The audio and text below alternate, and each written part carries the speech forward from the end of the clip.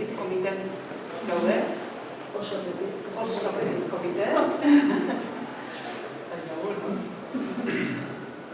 gauzen egoeran, badaz, osea. Bueno, 13. Klasikoaren irakurketaren lehenengo foruna atzo izan zen. Gaur bigarrena da. Eta, bueno, forun hau ekainean ginen, forun eta irakurketa hau ekainean izan ginen egiteko, baina egoera zala eta bertan bera geratu zen. Eta, orain ematen dugu, bueno, egin izango bai.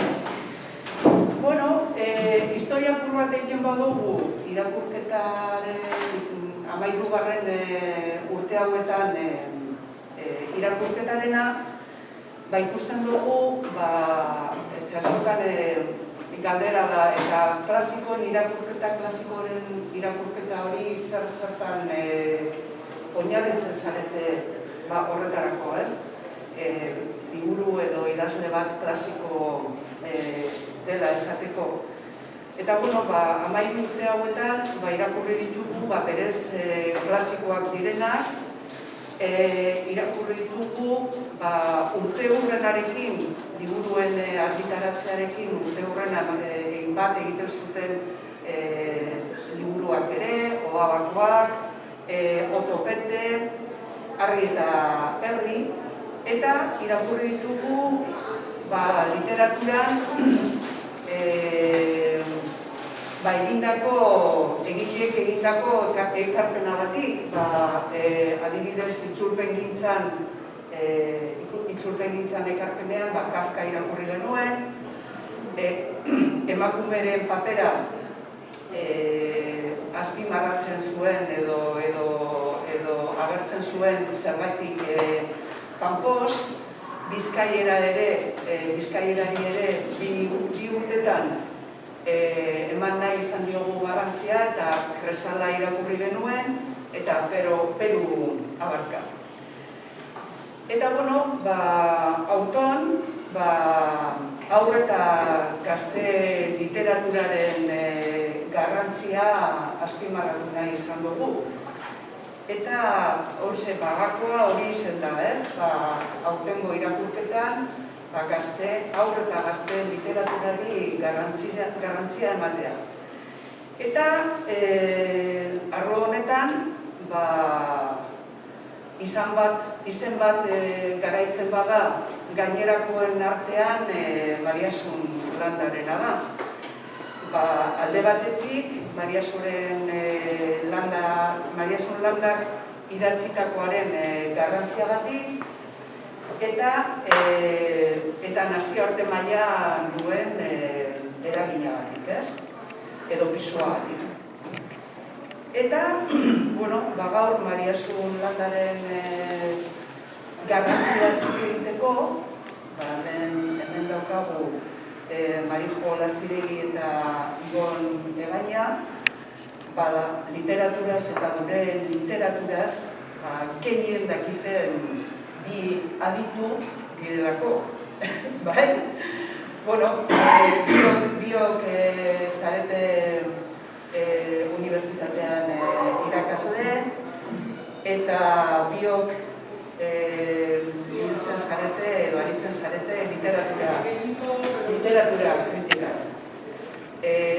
Mari Jose Euskaltzain urgazlea ere bada 2000-tik. Eta, bueno, denbora faltagatik, ez naz hasiko, hau koitea da, zuen kurrikulunak irakurtzen, ze geratuko gineateke denbora barik zuek azaldu behar diguzuena entzuteko. Eta esan behar da, ni gaur nagoela Pedroren lekua hartzen, Pedro bajan dagoelako. Eta hau guztia, Pedro tartien egongo ez balitz, ezin izango genukela aurrera egin.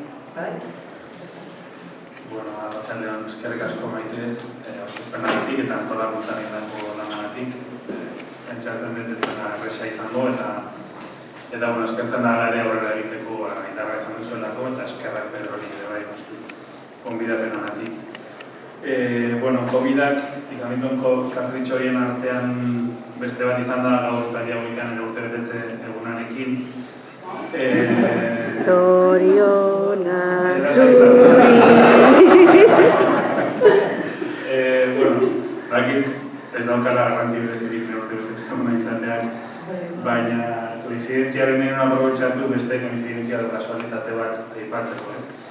Eta Dani jaio nintzen urtean argitaratu zuela Maria Zulandak bere lehenbiziko liburua Amentsu Ginen izeneko ipuin bilduma 1980 batean.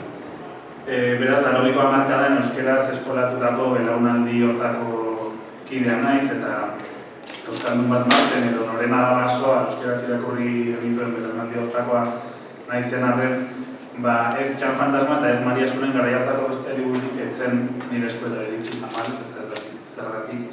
Eta beraz, gerora irakurri ditut, 20 urteak bete ondoren Maria Zulandaren liburuak, heldu irakurtzalearen begietatik eta baita ere urte batzuk baditugu irakurriak barruan daukagun umearen jakin minetik eta baita ere esan nuke nostalgia erretrospektibo batetik. Maria Zunbera ere, orain dela 10 bat urte ezagutu nuen, berak urte askotan lantoki izan zuen irakasle eskolan lanean hasi nintzenean, Donostian, eta goratzen dute errespetuz eta errezeloz begiratzen diola ordurako ibilbide oparoa zeukan idazleari, bileretan, gehienetan isilik zen lankideari. Bulegoa partekatzeko sortea eduki genuen gero, eta idazle eta lankide isil horren behaldea ezagutu nuen. Orduan, lan kontu ezinbestekoak, eguneroko kontuak, baina baita ere kartelerako filmen inguruko kritikak, feminismoaren eta politikaren inguruko gaurko eztabaiden inguruko solasak, edo 70ko hamarkadako bizipenak pasioz eta grinaz izpide hartzen zituen pertsona bat. Elkarrizketan, solasean eta konplizitatean atsegina hartzen duen norbait ezagutu nuen orduan eta pozgarria izan da niretzat urte hauetan zehar konplizitate hori mantendu ahal izatea.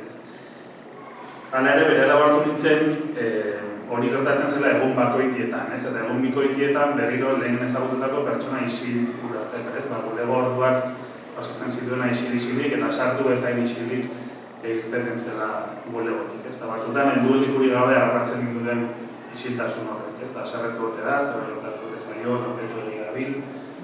Eta tesi, antitesi eta sintesi eskema bat jarraituz bezala, kontrolatu nintzen Mariasun berritxu isil bat dela, edo lotxati berritxu bat. Izketa maite duena isiltasuna beste, edo isiltasuna behar duena konpainia bezain beste. Eta badakit hemen ez daudela Mariasun pertsonari buruz hitz egiteko, haren literaturari buruz baizik, baina iruditu zait, itasun hori esatearen eta ez esatearen arteko tensio hori, edo isiltzearen eta idaztearen arteko harremana, izan daitekela abiapuntu bat bere literaturari buruz hitz egiteko eta hortan saiatuko naiz. 1978an abiatu zen Parisera Mariasun, oper bezala, gara hartan neska asko bezala, eta maiatzeko iraultzaren arrastoak usaindu behar izan zituen bertan, festa aldameneko gelan, liburu autobiografikoan jasotzen duen bezala. 20 urteak bete gabeko neska gazteak, hitzarekiko zeukan liburuaren berri agertzen zaigu lehen horri aldetan bertan. Kontatzen digu nola hitzaren bidez nahi duen Parisera doan gaueko tren horretan bertan ezagutu duen mutila seduzitu.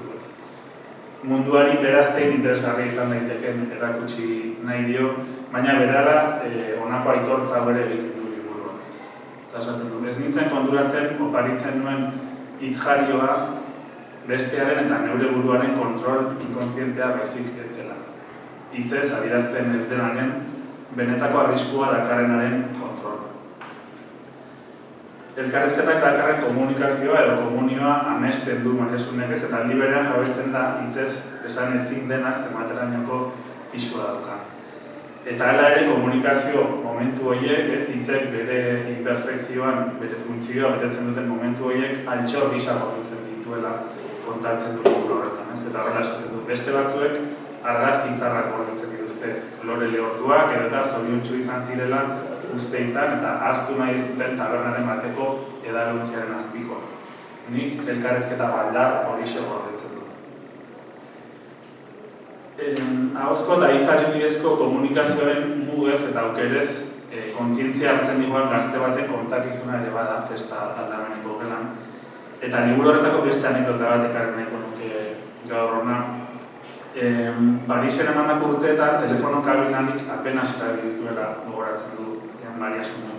Naiz eta ugari eta toki guztietan izan, eta aldiz gutunak idazten zituela ugari ez. Eta horrela dio, eskutitzak ordea, orain txundituta geratzen naizen maiztasunarekin idazten eta jasotzen dituen.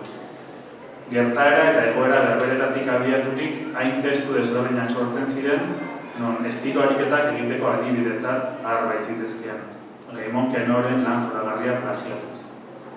Kontu handiz aukeratu behar zen zer kontatu eta nori.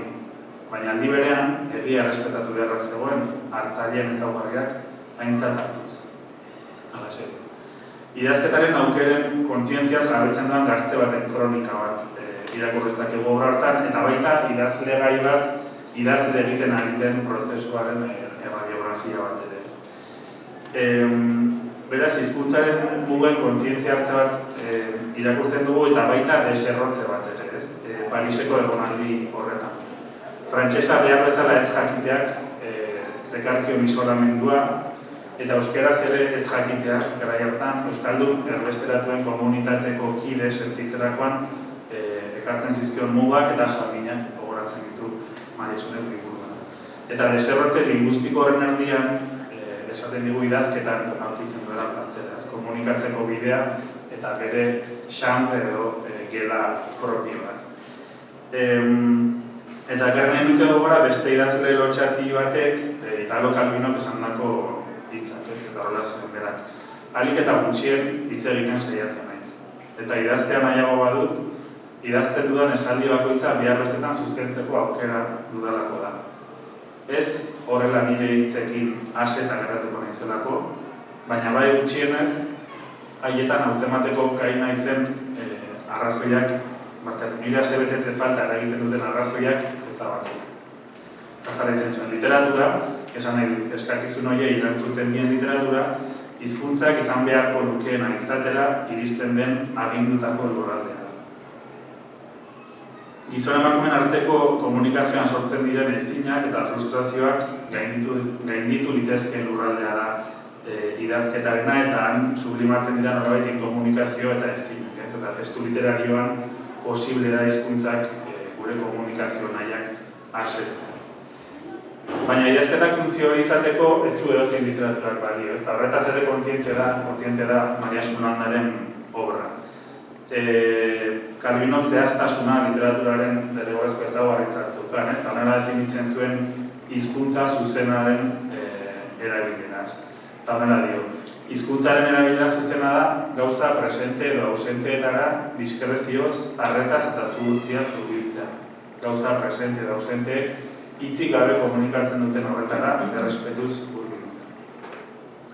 Behin baina gehiagotan egin ditu bere Maria Sunek Calvinoren proposamenak eta esan nuke zehaztasunaren aldeko hau gauzek isiltasunetik komunikatzen duten horretara zuhurtziaz hurbiltzeko proposamena bere literatura ulertzeko moduaren erdigunean dagoela, ez? Eta isiltasunak landaren obran duen lekuaz pentsatzeko aukera ematen digula. Aipatu dut, 39 urte direla lanak lehen liburua literatu zuenetik eta ia 4 hamarkada botako ibilbide literarioa kontzientzia horren fintze eta doitze bat ere bada, ez? Zuhurtzia linguistikoaren, hitzen doitasunaren eta espresio zehatzaren bidaketarena. Eta horrek, hain zuzen, dakar isiltasunaren espazioaz kontzientzia hartzea, bai, isilunek, hutsunek eta esangabekoek literaturan esaten dutenaren jakitun egiten. Txikitasunaren handitasunaz hitz egin izan du Maria Sunek, eta izenburu hori daramate jardunaldi hauek ere, eta horri gehituko nioenik isiltasunaren estetika batek ere definitzen dituela bere testuak. Ziurrenik egileak maiteenetako bat duen genero batean, mikroipuinenetan, egiten da ozenen isiltasunaren aldeko autua, ez? Hitzen ekonomiak tartea uzten dio horri alde zuriari, esan gabeko horretan dago maiz ipuina eta irakurleari uzten dio ipuina osatzeko lan. Jondi obra emblematiko horretako edozein ipuin irakurtzea aski da horretaz ohartzeko, eta zetortaz gehiago itzen dugula gero Marifokez, baina baita Inurrien Misteria bildumako testuak esate baterako. Edonolaren naizetan nabarmenena mikroipuinetan gertatzen den, iruditzen zait landaren edozein narrazio dela isiltasunaren kontzientzia horretatik idatzia da. Koetzek esandako aipuan ekarren duen historia guztietan isiltasuna dago, esaten dugu ikusmena ezkutatuta dago, hitz batzuk esan gabe daude. Eta esan gabekoaz hitz egin arte ez gara historioaren muinera iritsi. Eta hor dago landak irakurleari jartzen dion lana, ez esan gabeko hori esan beharko du isiltasuna bete eta horraren muinera edo. Eta hori berdin egiten du irakurlea heldua, aurra, zein gaztea izan. Eta esan nuke berba hor dagoela Mariasunek hau literaturari egin dion ekarpenaren funtsa edo bintzat funtso horietako bat bintzatez. Konfiantza daukala adin guztietako irakurleetan. Badakila gai direla isiltasun horri aurrez horre begiratzeko, entzuteko eta badaki gauza izango direla narrazioaren muin horretara iristeko. Hitzen, irudien eta hautsen saturazioa arruntaren aurrentzako kulturan isiltasunari espazio bat irikitzea autu estetiko irmo eta konstiente bat da landaren ibilbidean. Isiltasunak forma asko hartzen ditu, jantzi asko eta sekretuarena da horietako bat. Festa aldameneko gelan obran, 20 urteak bete gabe zituen Mariasunek Parisera zijoan bidean, berarekin zeraman sekretu handi bat aldean, ez? Lotxa eta segurtasun faltak ezkutatu egiten ziona, eta da idazle izan nahi zuena. Isilpean eta zeregin klandestinoa balitz bezala eskaini zion garai hartan bere denbora kuadernoak betetzeari. Eta geroztik bere haur eta gazte literaturako pertsonaia askok gordetako sekretuekin ere kutxa handi samar bat osatu genezak ez. Alexen etorkizuna horrezateko gaitasun sekretua, Elisabete Leoido Matzaila zirkoan bizi izan dako esperientzia ahaztezina, edo Xabik etxeko girotik ihes egin eta babesa bilatu duen gordeleku sekretu, gutxi batzuk aipatzearen.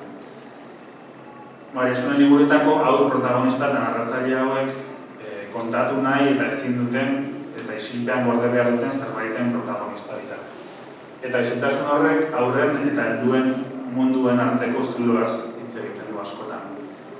Badira helduek gordetzen dituzten sekretuak indarkeriarekin lotutako historia, drogarekin, sexualitatearekin, baina badira aurrek beretzat gorde nahi dituztenak ere, helduen lege eta arauetatik aparte, edo badakitelako kontatu ezkero inork ez dizkiekela sinestuko historia. Sekretuak horrela espazio bat sortzen du kontakizun askotan aur eta gaztek berea duten espazioa, batzutan fisikoa ere bihurtzen dena gordelekuak. Eta idazlea aurren eta gazteen alde izan da, ez eman eta respetatu egiten diren espazio hori, isiltasun hori, sekretuaren mundu propio bat.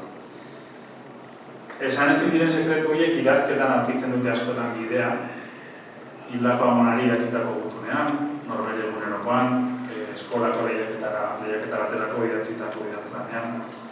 Eta munduaren aurrean sentitzen duten arroztasunarentzako edo larridurarentzako balsamoa dira hitz horiek. Ulergaitza dena ulergarri egiteko forma bat, edo norberaren bizitza narrazio bihurtzeko saiakera.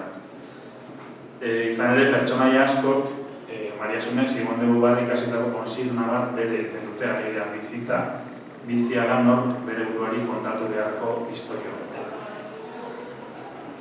Sekretuak horregatik batzuetan ipuin forman soilik dira komunikagarri, ez beste norbaitenak balira bezala kontatzen ditugunean, baita gure buruari ere kontatzen dizkigunean.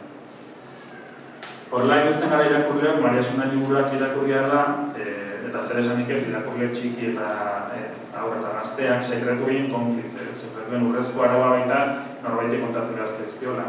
Eta sekretua partekatzeak hitzarmen batean elkartzen dituela kontalaria eta entzulea, narratzailea eta irakurlea. Haur eta gazte hauek beren sekretuentzat sortutako paperezko etxe horretan sartzen uzten digu idazleak, eta horrela guk ere hitz ematen dugu Jondi Xabi edo Alexi sekretua gordeko diegula historio eder bat irakurtzearen truko. beste inor sinetxiko ez liekena sinesten diegu irakurleok, eta horra sortzen da afinitate bat irakurle eta arratzailearen artean. Idaztea bakardadeari aurre egiteko tresna da pertsonaia hauentzat, bakarrik eta aldi berean hautatutako konpainian egoteko modu bat. Eta ziurrenik bakardadea da landaren lan askoren jatorrian dagoen larridura, ez? Haur eta gazte literaturako lanetan hain ohikoa ez den introspekziotik edo gure barruko isiltasuna entzutetik sortzen dira bere lan gogoangarri asko. Beldurra, abandonoa edo tristura sentitzen dute pertsonaia hauek.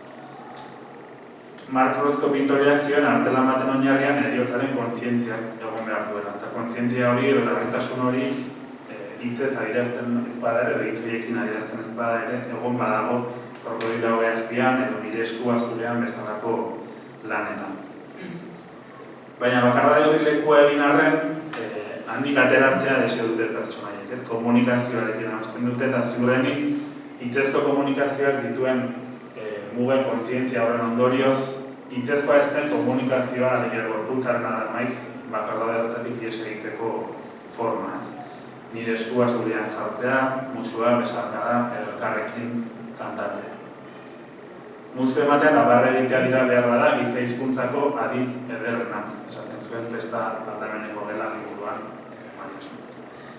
Hitzak isildu eta gorputzak hitz egiten duenean gertatzen dela alegia komunikazio erabateko. Eta ziurrenik horregatik daude Mariasunen liburu askotako amaierak musu, zenkontuz eta besarkadaz beteta, ez? Jatien, dara moduzko edo behin-behinekoak eskiniz pertsonaien bakardade hori.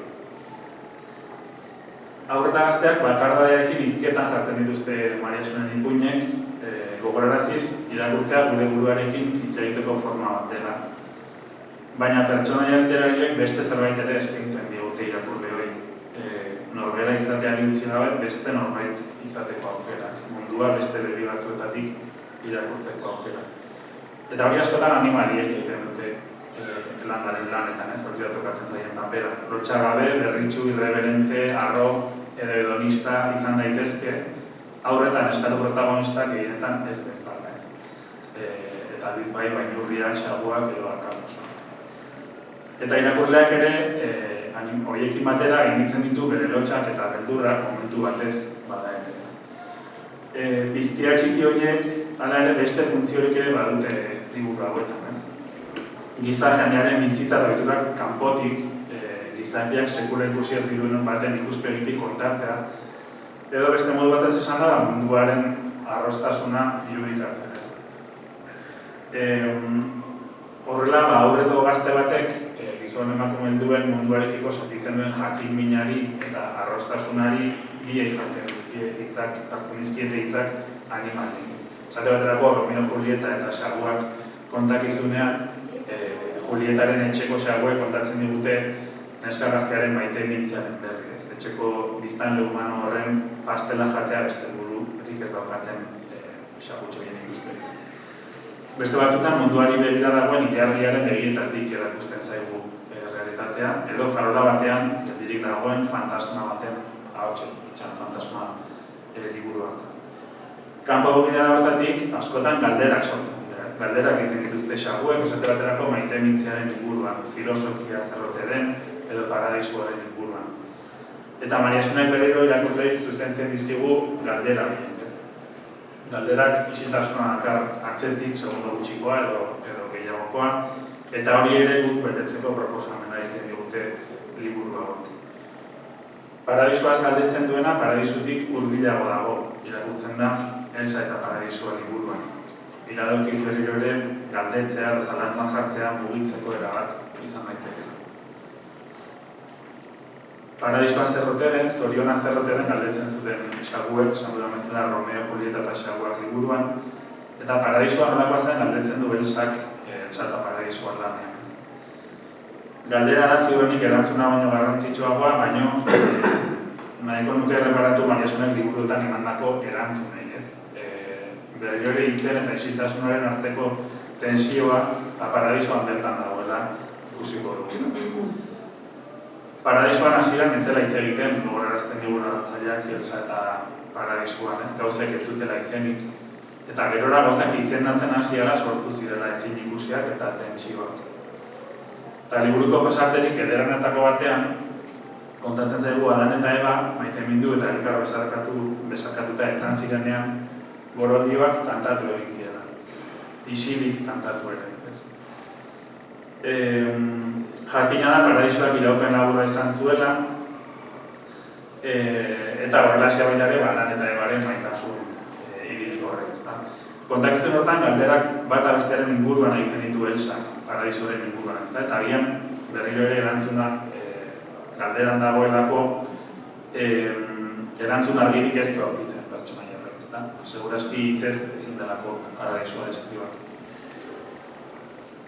Beraz, erantzun erabatekorik ez duen galdera gisa, paradisoaren ideia bere forma askotan presente dago landaren lan askotan, ez? Ez noski zentzu religioso batean, gehiago zentzu utopiko eta platoniko batean. Ez dago liburu dagoetan galdutako paradisura itzultzeko nahirik, baina bestelako mundu baten ametsa, zorionaren promesa, mugimendurako eta ekintzarako motorra da, ez? Eta beste askoren artean, akaso horre ere sumatu ez dugu, ez? 78ko maiatzaren arrastoiek landaren literaturan, ez? Egon badago beti mugiarazten gaituen utopia bat, paradisu izen hartzen duena batzuetan, edo ilusio izeneko herrialdea izen hori hartzen duena, ez? Esan bezala idazleak ez du bertan eratzeko gogorik, ez? Eta behar da paradisua ez da helmuga, baino paradisuaren existentzia baieztatzea, naiz eta galdera formatuan izan importantea da beste zentzu bat ematen diolako bizitzak. Realitatea, gure bizitza, bere tristasunean batzuetan ez da nahikoa. Beste zerbait ere nahi eta desio dugu, bestelako bizitza bat bizi, beste norbait izan. Eta paradisuaren ideiak, edo beste mundu batenak, bestelako guan badirelako aukerak tira egiten du gugandik, ez? Eta ara gertatzen da Mariasunen kontakizun askotan. Kale gris eta ilunetan bizitza anodinoa daramaten pertsonaiek beste bizimodu baten desirak hartzen ditu. Beste norbait izateko gogoak.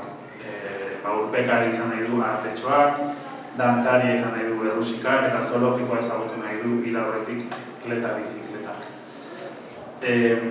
Patuaren aurrean errebelatu egiten dira Mariasunen pertsonaiek. Etzaile nahikoa bizi duten errealitatea eta horregatik egiten dioten bidaiari, abenturari, edo ez ezaguna esploratzen.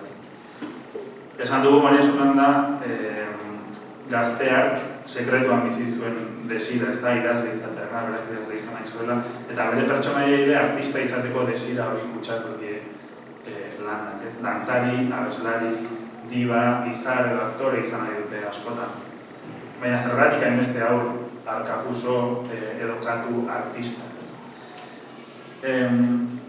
Idazketa bakardadea gainditzeko eta komunikazio erortzeko tresna dela esan dugu, ez?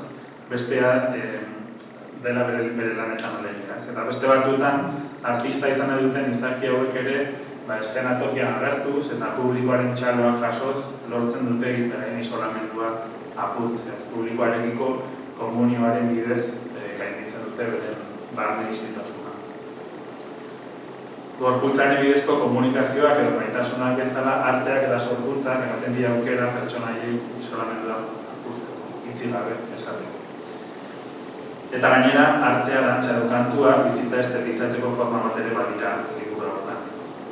Gogoraraziz ez dela aski daukagun bizitza bizi dugun errealitatea eta izan gaitezkela beste zerbait artearen bidez.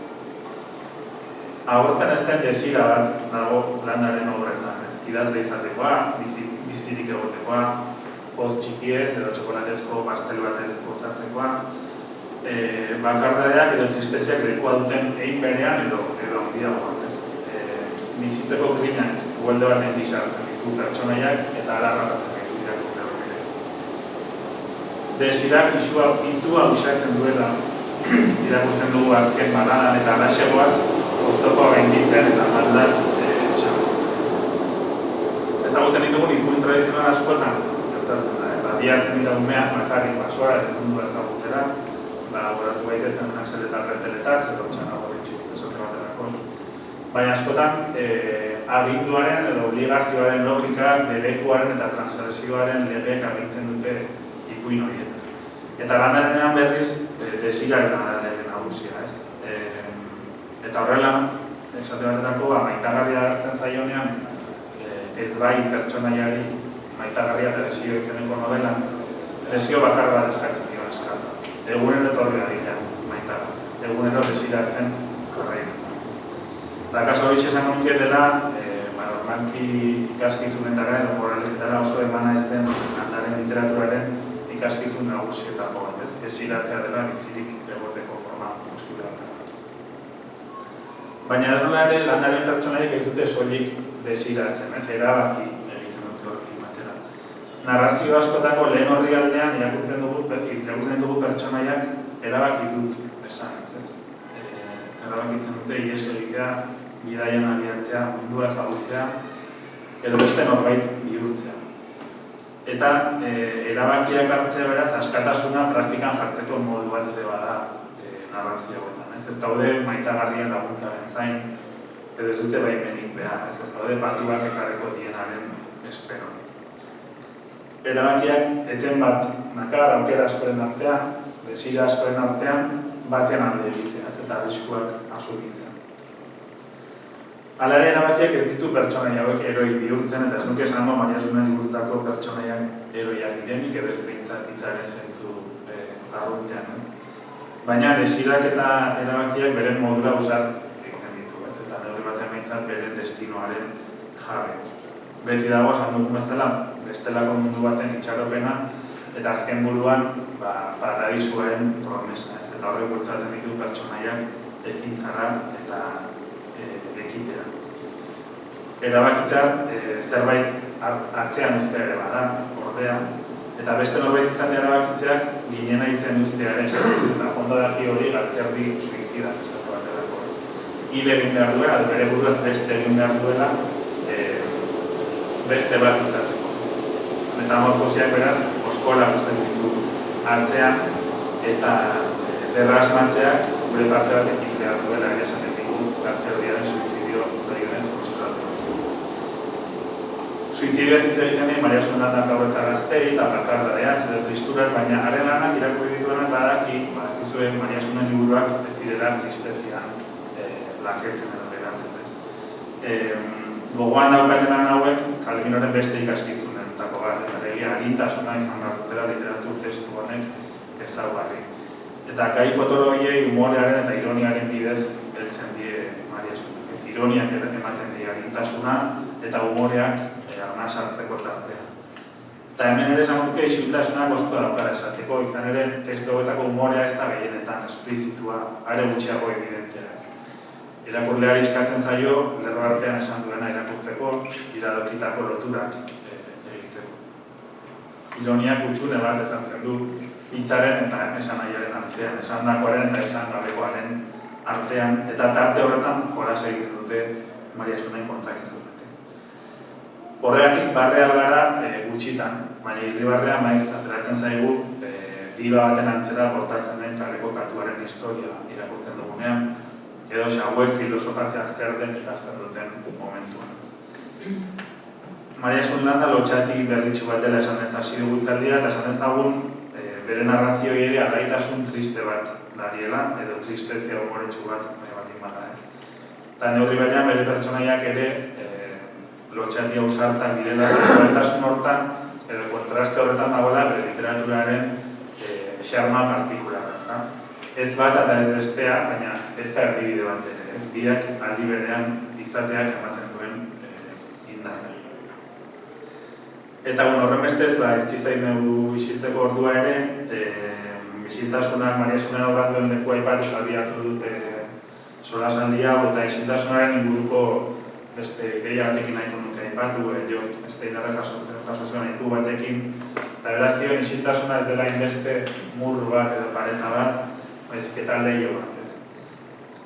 Mariasunek berak ere askotan erabili izan du leio eta ateen irudia bere literaturaz hitz egiteko, eta iruditzen zait ala ulertu ditzakegula bere testuetako isiltasunak ere, ez da, norabide askotan zabaltzen diren leio gisa, eta leio horiek zabaltzeko gonbidapena eginaz, amaituko dute legegintzaldia, eta eskerrik asko.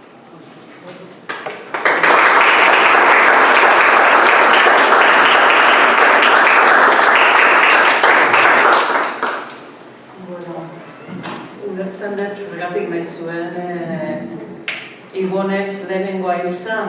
Zaten dit, hola errepikapenak, gauza asko errepikatuko ditu, baina ikuspuntu desberdinez eta aldoktatik oso elkarrizketa politika izango dela, iruditzen zait. Zorionak, dela. Eskerrik asko, Bilbo Zaharra Euskaltegiari gonbidapenagatik, bihotzez eskertzen dut, eskerrik asko Maitea aurkezpenagatik eta guztioi hemen egoteagatik. Mariasunekiko pixka bat lotzearen Iborren hasia ez, nire harremana, aspaldi hasi zen, Lasartekoa naiz, Lasarte Horia, Gipuzkoan, eta bera izan zen urte batzuetan, gure eskola ikastolako liburuzaila eta liburutegiko damaz, nik badut aizpagadu baino askozaz ere gazteagoa, eta orduan ezagutu nuen Mariasu, Txan Fantasma eta irakurtzen. Baina beretan ezagutu eta berarekin asko tratatu, hasi nintzen tesi egin nuenean tratatu nuen Mariasun. Bera zen nire esparrina. Arratzaldero paseatzea ateatzen gilean eta nire eromen hartan zalantzak planteatzen dizkion eta berak erantzuten zizkion. Oso solaskide, oso aparta da. Eta bera izan zen baita ere reskatatu ninduena nire lehenengo hitzaldi katastrofikotik. Oso gaztea nintzen, bera aurkeztu behar nuen, 100 persona, jardunaldi batzuk Donostian, eta hasi nintzenean ahotsa joan zitzaidan. Baina joan erabat, paniko egoera. Orduan, bera segituan konturatu zen, hasi zen, minutu horre, eta gero lasaitu nintzen, da hasi zitzaidan ahots ari bat etortzen, eta bere literaturak beti arrantatu nahi, desente idatzi dut, berataz, eta bera da errudunetako bat, haur eta gazte literaturan, nire murgiltzea. Irakurri egingo dut nik ere, baina oso harina da testua. Esan nahi dut oso, espero dut, errez jarraituko dela. Eta baita ere sekretu ez arituko naiz. Eta izenburu hori jarri nion, Mariasu Landaren egurkari sekretua, bai? Hasiko naiz. Masterriko ikasleekin gertatutakoak eman zidan jarraian datozen hausnarketen abiapuntua. Mariasu Landaren obra ginean aztertzen, online eskainitako ikastaro batean, eta ikasleak agurtu ostean beti bezala hauxe bota zidan Paulek bere gelatik. Gaixo nago, Marijo, COVID-a harrapatu dut, baina lasai, usaimena eta bastamena bakarri ditut ukituak. Gustura irakurri dut Mariasu Landaren krokodiloa ohe azpian. Eta bakizu zer, deno daukagula krokodilo bat ohe azpian. Nik behintzat alaxe daukagala. Ezkutuan da sekretuan daukagu krokodiloa, agobiatuta nago, angustiatuta krokodiloa bezala. Pentsatuko zuten bezala, apur bat lur jota utzi gintuen Paulek gaitza ikasgelan virtualean, sartua baizitzaigun eta kezkatuta geratu bainintzen noski beragatik. Angustia aipatu zuen, eta krokodilo hau azpian, 2003an Espainiako Sari Nazionalean defendatzeko prestatu nuen irakurketa lakaniarra, badakizue Lakanek ama krokodilo behatsugarri gisara identifikatu zuela oso urruti somatzen nuen. Krokodiloak angustiak kasu honetan virus baten izena hartzen zuen. Halere, arrazoi zuen Paulek, sekretupekoak aipatzen zituenean literaturak eta bereziki Landarenak azaleratzen duena begien aurrean argitzen doan sekretu baten forman etortzen baita askotan. Zuk esandakoaki erabatutuz. Pentsarazi egin zidan, literaturak eta bereziki Mariasunen obrak zukeen funtzioaz, irakurle hongan eragiteko duen gaitasunaz, eta horretaz hariko naiz hain justu ondoreko lerrotan. Orain arte hainbat, lanetan argitaratu ditudanak ia alde batera utzi, eta bere sekretu ez, arituko naiz. Bere literaturak luzatzen dizkigun ezkutuko promesez, emozioez batez ere. Eta lehenengo sekretua festa aldameneko gelan saio autobiografikoan datorkigu. Horrela esaten du, hasiera. Ez da erraza gogora ekartzea justu noiz sortu zitzaigun asmoa, eta nola joan zen guregan ermetzen eta errotzen. Eta asko zailagoa bat gaztea baldin bada eta buruan hainbat desira kontrajarri baldin baditu. Ez, ordurako ez duen erlijioa praktikatzen. Eta nire erabetasunak eta segurtasun faltak eraginda sekretu bat neukan gordeta. Idazle izan nahi nuen. Festa aldameneko gelak frankismo osteko Donostia itxi eta itogarritik garai hartan mendebaldeko erdigunea zen metropolira, Parisera, alegia, filosofia ikastera joan zen emakume gazte baten bidaia kontatzen du. Zehatzagoak izateko, Parisko egonaldiak iraungo zuen 4 urteetako lehenengoa da autobiografia honetan xeheki kontatzen dena. Itun autobiografikoaren kontzeptu klasikoari tira eginez, badakigu lehenengo persona mintzo zaigun narratzaile hori liburuaren egilearekin bat datorrela eta bere formazio urteak kontatzen dituela, bere esnaera literarioa batez ere. Amodiorako baino iraultzarako emanagoa zen Paris hartan. Esnaera horrek, gainera, berekin darama klase borrokaren kontzientzia argia. Champ de Bon desberdinetan ezagutu zituen emigrante eta lehenengo amodioekin. Baina ere berean, komunitate eta nazio bati, euskaldunari, atxikitzeko erabaki ere Parisen sortzen da, esplizituki. Halaxe dio, hautatutako taldeko osorik eta erabat izateko premia hura izan zen, Euskal Herrira behin betiko itzultzeko arrazoietako bat, euskara ikasten buru belarri inplikatzea. Eta igande hartan, susmatu ere egiten ez nuen, norabidetik abiatzera eramango ninduena. Euskaraz ikasteko erabaki irmoa, bere kasuan, sehaskako hizkuntza berreskuratzekoa, berak askotan hitz egin du bere zauri linguistikoaz. Etxeak euskara hitz egiten zen, oso txikia zenean, baina gurasoek gero, batez ere garai, frankismopean beldurtu ziren, eta gaztelaniara pasa ziren euskara erabat aldortatik galdu. Orduan, berreskuratzekoa idazle izateko erabakiarekin uztartu zen Paris hartan. Eta haur eta gazteentzat idaztea, berez, Maria Sorek askotan esan bezala, hasierako gurarietan agertzen etzena, itzuleran aurkituko duen egoerak baldintzatuko du. Joan Kruzigerabideak atzo, aipatu zuen, 80etan ikastolen munduan, elkartu ziren idazle eta pedagogo andana, Zarozko ikastolan, lehenengo eta lasartekoan ondoren, Jose Antonio Ormazabal, Txibiku, Angel Ertsundi eta besteekin egingo zuen topo Mariasunek. Edo nola ere, Pariseko kontuetara bueltatuz, esan dezagun Parisera desplazatutako Mariasunek bertan bizi izan zuela desplazamentu orok, emigrazioak, kasu honetan, berarekin dakarren alienazio. Gogoratu 60etan daudela, eta besteren artean Franz Fanonen esanak puri-purian daudela, baita gurean ere, beste idazle handi batek, eta hemen ere omendua izan denak, Arantxa Urreta Bizkaiak, Afrikako iraultza itzuli baitzuen 70ean, eta Lur argitaletxean kaleratu. Fanonek, Martinikan jaiotako psikiatrak, esana da hizkuntza menderatzea boterea izatea dela, hizkuntza menderatzen ez duena, dominazio dinamika gaitzesgarri batean sartzen dela, emigrante exiliatu eta desplazatuekin gertatzen den bezala. Lehenengo urteetan, frantses hizkuntza menderatzen ez zuen, Espainiar emigrante eta exiliatu multzoarekin egin zuen topo Parisen Mariasunek.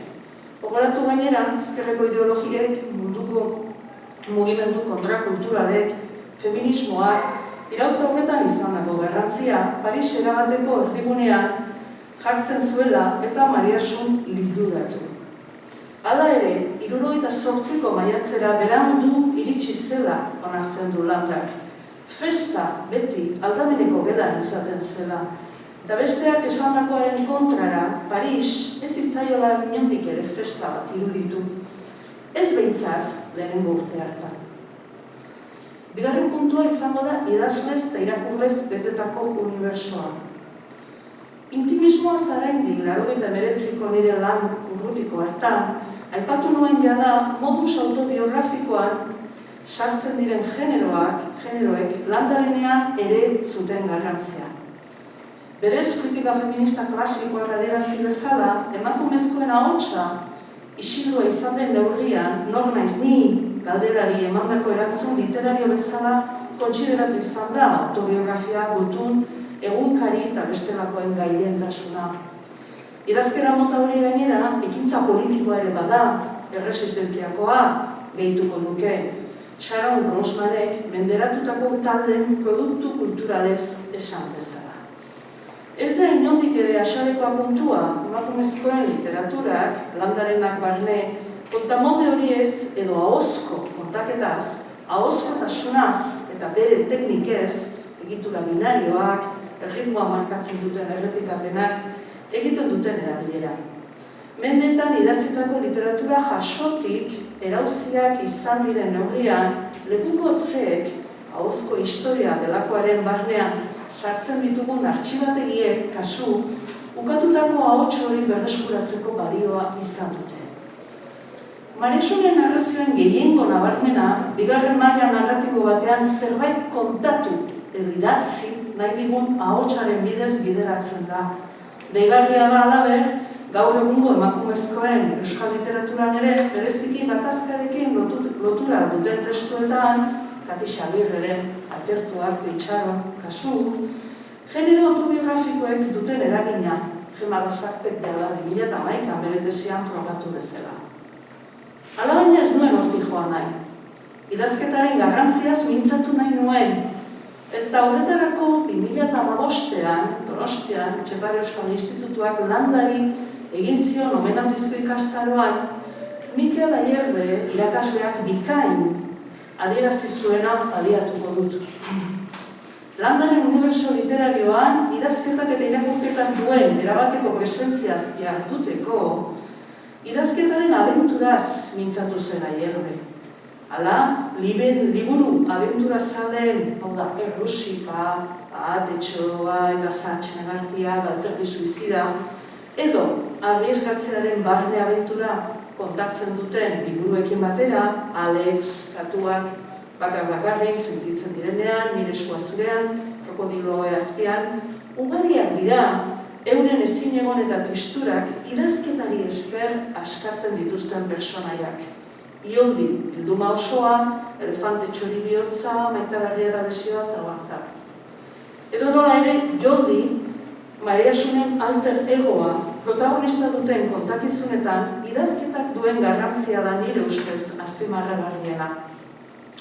Jada, Joldi izeneko liburuan, poetika minimalistaz, kritika frantsesak Catherine Mansfield aipatzen zuen, etengabe, testua konparatzeko, edo Raymond Carver, Calvinok bere 6 proposamen hurrengo milurtekorako ezagunean, aipatzen zituen ezaugarriak hausitu genituen, 16 mikro kontakizunok, soiltasuna, zehaztasuna, eta batez ere iradokitzeko indarra egiten baitute bere. Liburuak, Joldi aurraren egunerokotasuna kontatzen zuten narrazio ez gain, ipuin bat ere barneratzen zuen, bigarren maila batean, psikologoa izeneko horretan. Joldi protagonista izango duten hurrengo kontakizunek, idazlan edo gutun gisa aurkeztuko dizkigute protagonistaren bizipenak. Realismo kritikoaren ordezkari mirestua den Noslingerren omenez idatzitako Amona zure Joldi, gutun bidez azalduko dio hilda dagoen Amonari bere kezkaren arrazoia. Idazketak hausnartzeko aukera emango dio Joldi txikiari. Halaxe dio, Amona, eskerrik asko zure aholkuagatik. Beti bezala, zuri idazten dudanean, soluzioa datorki burura. Hau da, idazketak argitu egiten du bere ezin egon eta larridura. Bestalde, drogaren arazoarekin aurrez aurre jartzen gaituen Marina eta adimen urriko pertsonek jasaten duten bazterkeria salatzen duen adinak eta hilobiak kontakizunak, eskolako idazlan gisa aurkezten dira eta bietan idazketak sekretu ezkutuko bat azaleratzen du. Adibidez, lehenengotik irakurri Amona zure Joldik, halaxe esaten du momentu batean, Horregatik orain idazten dudan guztia puskatu egingo dut, apurtu txikitu. Sekretua gordetzen badakidalako. Beste idazlan bat egiten hasiko naiz. Telebistan ikusitako zerbait edo kontatuko dut. Besteetan egin dudan bezala. Edo beste testuan, aginak eta hilobiaken hauxe esaten du. Zuek, ipun lehiaketako epaimaikideok, jakingo duzuen ibaino beto, baina alderinoak askotan esaten digu ipuinik onena bizitza bera dela. Egun ez egun gertatzen zaigunarekin nahikoa dugula itxurazko ipun bat idazteko eta hori egiteko behar den gogoa, segitzen du, eta gero sekretuaren kontua dator. Idaztea beraz, Puertas y Ventanas Abiertas saio liburuko Elefante y Pájaro atalean esaten den bezala, aurpegi eta helburu anitzeko jarduera da. Batzuetan, errealitatea ulertzeko baliagarri dena, edo, lotxari gabe, egilearen barne sentimentu ez hitz egiteko aukera eskaintzen duena. Edo zergatik ez, autokontsolamentua bilatzen duen sortzailearentzat baliagarria. Maria Sunek zioen una forma de consolarme de ser adulta. Finean, gugan dagoen errealitate ezain ezagun hori azaleratzen du literaturak, Maria Sunentzat. Askotan, haurtzaroko une intenso eta ahaztezinak, Spots of Time, esaten zuen Wordsworth poeta aipatuz Maria Sunek. Horregatik darama Maria Sunen saio liburu gogoangarriak, Puertas y Ventanas Abiertas izena, Roland Barthes Sandiaren esanak bere eginez, barneko leiho eta ateak irekiz, literaturak hobeto arnas hartzen laguntzen digulako. Eta leihoez eta ateez ari garenez, begira diezaiegun, itzali egin zain, beraz ez dugu begiratuko, begiratu etxean, une batez, Asun Balzolak, Maria Sunen aizpa artistikoak, Joldi liburuan egindako ilustrazioei. Nik honetaz ez nintzen behin ere konturatu, baina egun hauetan itzaldiak prestatzen, Joldiren ilustrazioak berriro begiratu ditut, berdin dio, erresa da etxean begiratzen. Eta ikusi dut ilustrazio askotan azaltzen dira da leihoak eta ateak. Leihoak eta ateak. Baina hori bakarrik ez, leihoetan eta ateetan kokatu ditu argazkiak ilustratzaileak. Eta beste guztia akuarelak dira. Eta argazki egiten ze ikusten da? Ikusten dira loretxo batzuk, ikusten da kale bat, etxe bat, hola, bizitza. Abira, mitxe da. Ez da gizartzen. Rabea hor bertan egon da. Bueno, ez du merezin denbora bat zehotan. Etxean begiratu dezakezu, totalio da, dira lau bost ilustrazio. Eta horrek izugarrizko atentzioa deitu zidan. Bi arrazoiengatik. Batetik, argazkiak txertatu ditulako esan dudan bezala. Eta hor, Barthes aipatu dugunez, gogora ezagun Barthesen saio liburu zoragarri bat, kamara luzida da gaztelaniaz, Chambre Claire originala. Eta Barthesek horrela esplikatzen du argazki gintzaren o argazkilaritzaren nolabaiteko erakarmena. Argazkiak momentu bat egiten du betikotu, instante bat. Argazki ikusten dugunean, ikusleok sentitzen gara erabat interpelatuak, puntun bezalako elementu bat aipatzen du berak. Horregatik literaturan askotan misterioarekin lotutako une esanguratsuetan argazkiak aipatzen dira eta bar. Bueno, argazki hauetan deigarriena dena da ikusten dugula beti protagonista guri begira eta atzean leihoak eta argazkiak. Hau da, ilustratzaileak nahi duena da gu protagonista horren barrunbea, hori da narratzen duena testuak begira dezagun, ez leihotik begiratu. Leihoak txikiak dira, han daude, baina daude atzean. Ez dago leihotik begira, ez dago kanpora begira, bezik barrunbea da azaleratzen zaiguena, bai? Beste, molestia hartu dezunez, apura ematen dit, ja ez jartzea. Barkatuko ere. Esagozu, hemen azaltzen zain, comprar la suscripción, txoinen, bazpare, hauxe da. Hauxe bakarrik, ados?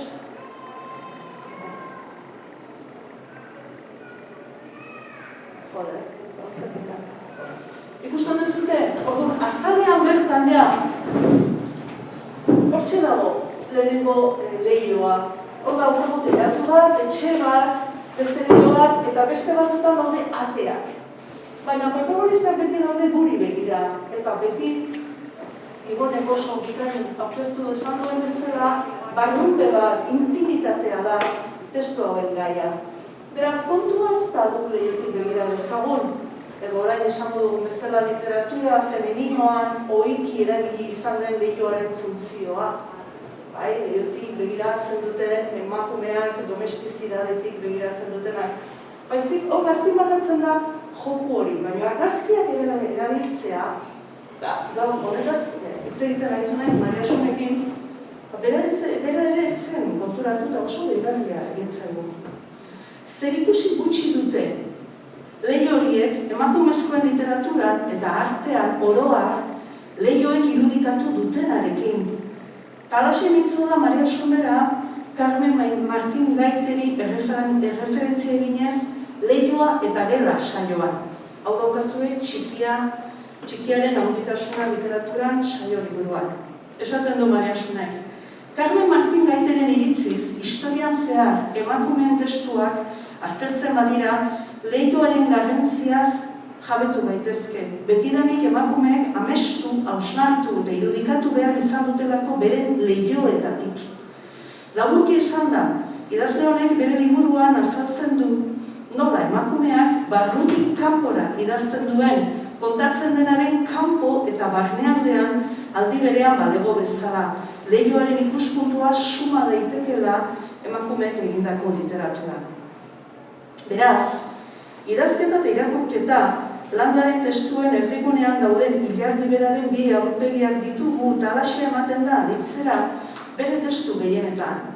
Kontsolamendua, ezagutza edo zer nahi helburu lortzeko asmoarekin idatzitako lerro horien idazketan dago beraz kontua. Idazten eta beraz, irakurtzen dugun heinean, bizirik jarraitzen baitugu. Edo poetak esan zuen bezala, bidaia bera, idazketa da garrantzitsuena, ez helmuga. Horregatik, landaren zenbait ipuinetan, batez ere azkenaldiko Maitagarria eta Desioa edo Elsa eta Paradisua, larietan bezala, kontaketa bera etengabe luzatu egiten da. Kontatzen dugun bitartean, bizirik bai daude, bezala, alaxe dio, Maitagarria eta Desioa. Maitagarria hurbildu zintzaion batean, beti bezala, eguneroko galdera egiteko asmoz burubelarri paper batzutan idazten aurkitu zuen. Narrazio bat zen, izenburuak jakimina piztu zion, Maitagarria eta Desioa. Ezin izan zituen begiak handik aldendu eta txundituta geratu zen. Interesgarria aurreko aikua, ez bakarrik nizen adin, hau da, bai, errepikapena, ispiruen jokua, teknikaren bitartez, idazten ari den historioaren idazketari erreferentzia egiten zaiolako bakarrik, baita benetako desioa dela idazten jarraitzea azpimarratzen delako. Amaiera aldera, hauxe laburbiltzen du protagonistak bere kuadernoan.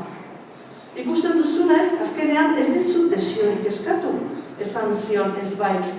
Horixe baietz eskatu dirazula, desiratzen jarraitzea, Ibonek esan bezala nahi zuen, horixe izan da zure desioa. Ogun galdera da, idatzi zertarako, eta ze egin behar du edo zein da literaturaren, Maria Xumen literaturaren helburua. Hainbat aipun euskan hemen, bereak, ditut irakurriko, aipu guztietan hitz bat, aipat azpimarratzen da, eta da emozio. Eta hortik joango naiz. Aurrek bizi dituzten emozioen sakontasuna, baina, hau da, hori bakarrik ez, eurei zuzendutako literatura gugan eragin beharko lukeen emozioaz hitz egiten du Maria Xumek. Batek barne sentimentuei egiten die referentzia, bigarrenak berriz irakurle hongan eragin nahi den efektuari. Norabide bikoitzeko kontua ikusten dugunez, eta landaren unibertsoan gehienetan ausardia erabatekoz jokatzen duen pertsonaien abenturetan gauzatzen dena. Bizitzea arriesgatzea dela esaten du Mariasunek, gure behar, amets, desira eta erabakien alde irmoki borrokatzea. Adibideak ugariak dira eta zinez hunkigarriak. Nolaz gogoratu, lehiotik salto eginez bere buruaz beste egiten duen altzerdi suizidaren historia. Seneka bezalako estoiko ezagunen esana kontuan hartuz, bizitzaren laburtasunari hartu nahi dio neurria altzerdiak. Bizi, sentitu, abenturak ezagutu. Berdinak, akuso, ezaguna, errusika. Edo, kasu edo adibide, igual muturrekoena aipatzeko, 2004ko inurri bitxia, igonek ere aipatu duena, inurri bitxiarik nahi du, beste itxura batekin nahi du, operazio estetikoak egiten ditu, aldatzen du kolorez, hain desberdin da, bota egiten dute inurritegitik, baina bera zoriontsu sentitzen da, original da. Beraz, komunitatearen tiraniari men egin baino nahiago dio barne desirari men egin. Emozioek agintzen duten personaia hoengan guztietan. Beldur, tristura, poz, bakardade, emozio kontraezinek. Eta berauek ekintzak praktikak eragiten dituzte. Ez du besterik esaten, azken hamarkadetan, ikasketa kulturaletan, gailendu joan den bira afektiboak. Besteak beste Sara Ahmed, bezalako feminista garrantzitsuak defendatu bezala. Interesgunea beraz ez dago testuek zer representatzen duten horretan. Egiten edo eragiten duten horretan baino. Afektu edo emozioa sinonimotzat hartzen ditu Ahmedek. Eta gorrotoa, maitasuna, beldurra bezalakoak gorputzetan itxasten direla, gorpuztu egiten direla, defendatzen du.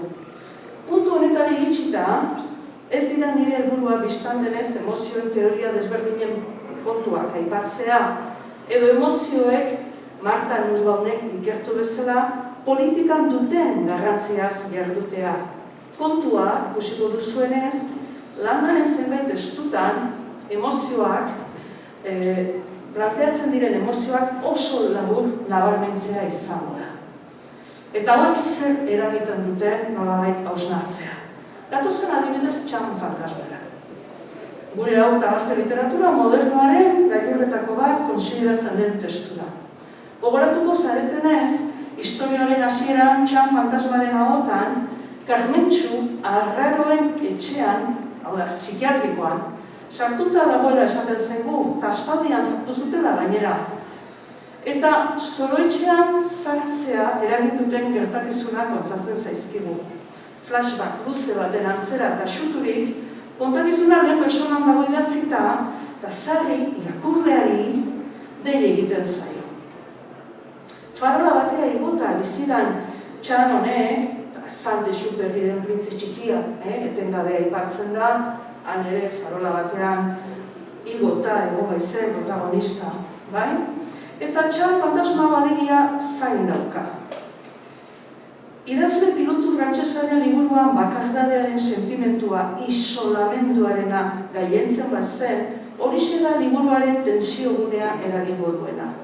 Interesgarria da esaterako ipuinean ez garela zoriontasunaren promesa gizara ulertu eta izendatzen den familia eredu tradizional baten aurrean.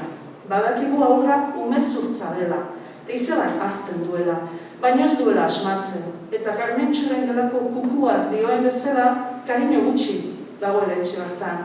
Bakardade honek, sentimentu honek, bi erreakzio kontrajarri eragingo ditu liburuko protagonista Karmentxu eta antagonista den izebaren artean.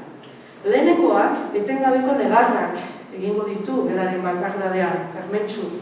Bizirik sentitzen dituen eta konpainia egiten dioten jostailoak kentzen dizkiotenean.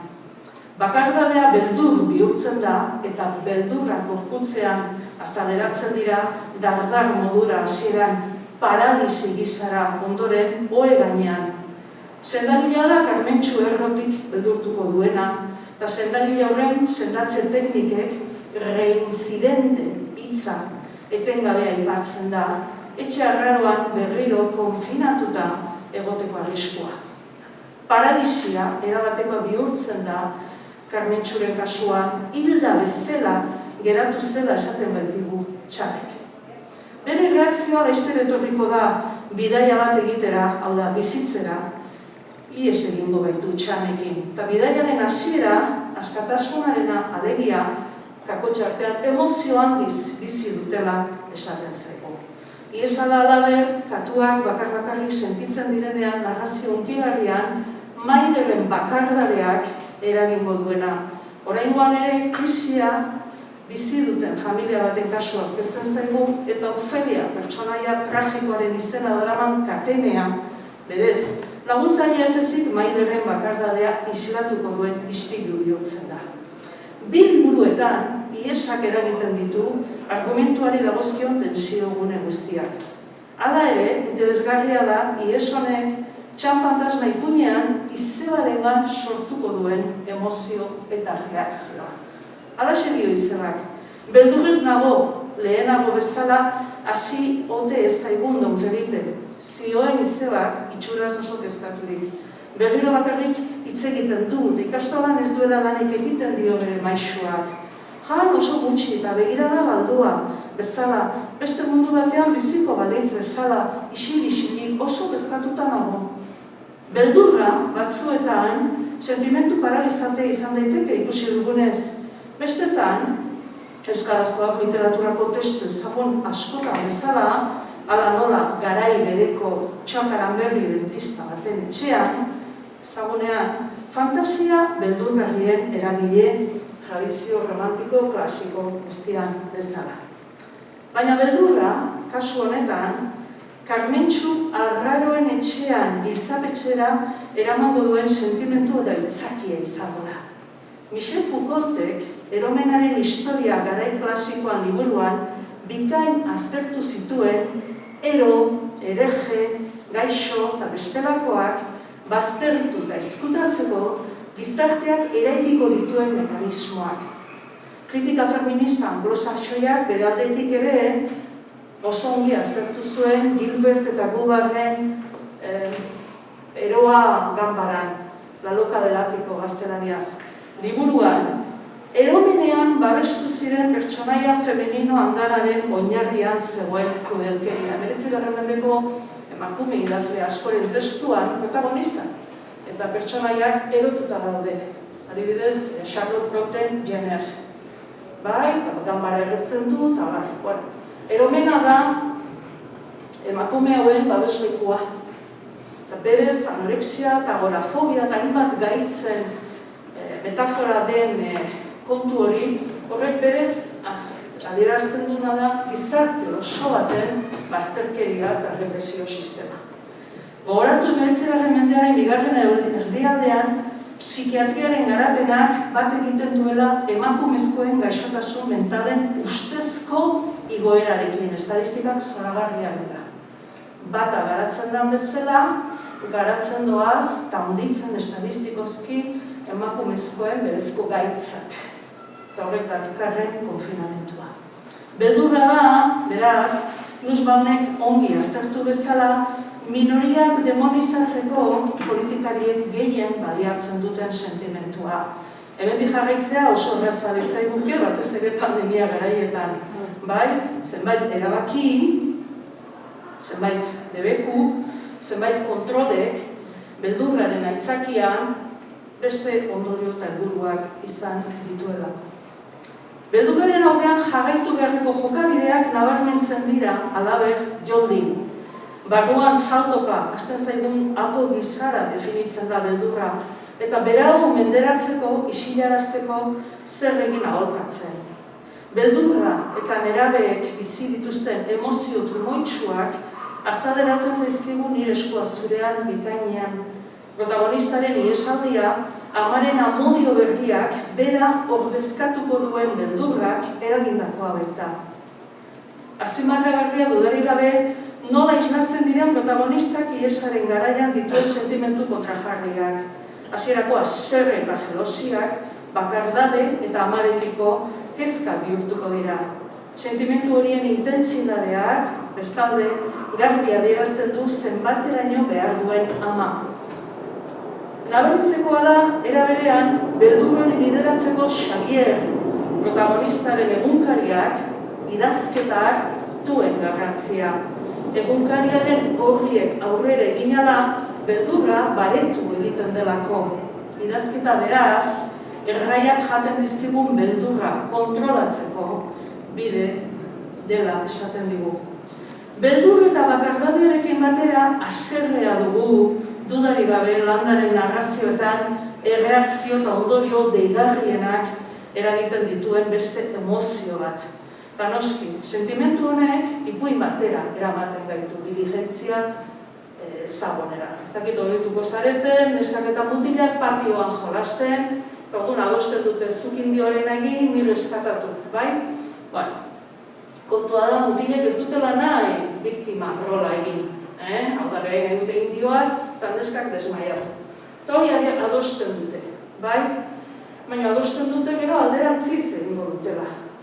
Eta alegintzen dira neskak eta engainatu egiten dituzte. Bi aldiz haserretzen dira neskak.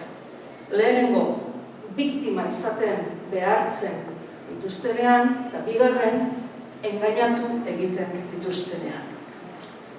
Mariasunek, hau da, neskatoen haserrea izeneko saioan, azaltzen duen bezala, gizartearen sexismoa salatzera datorren baieztapena dugu.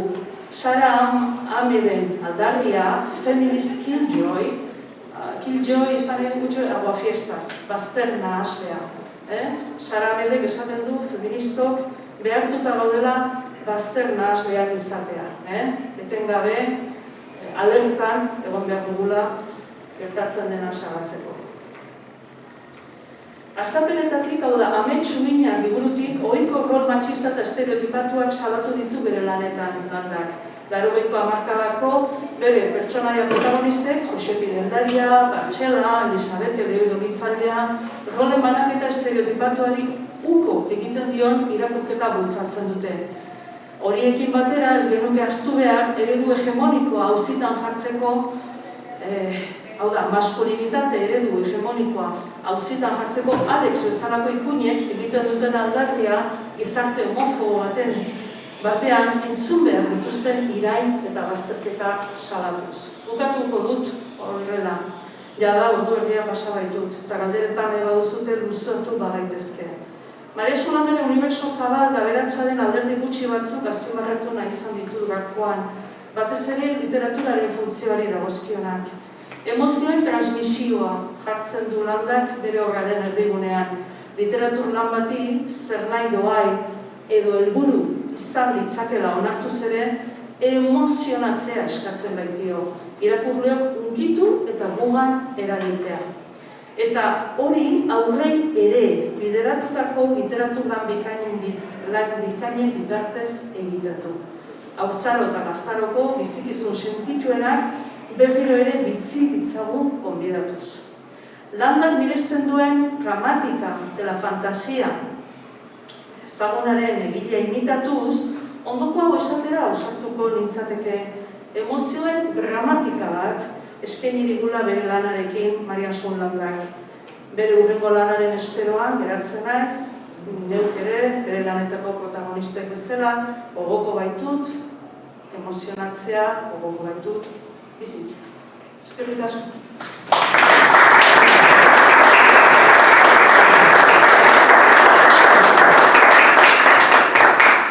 Eskerrik asko. Asko duzatu behar? Sotzi eta bat. Galderarik edo niok ez zer esan nahi badu, gainera biok irakurri egin dugu, Ibon, azper-azper eta utziko genitu, honezki organak, eta ez dut. Galdera, edo komentario, edo zer nahi dara, Festa bakarrik hori, festa lameneko dela autobiografia horretan, niri emoten dozana da Mariasu Landak, izango da,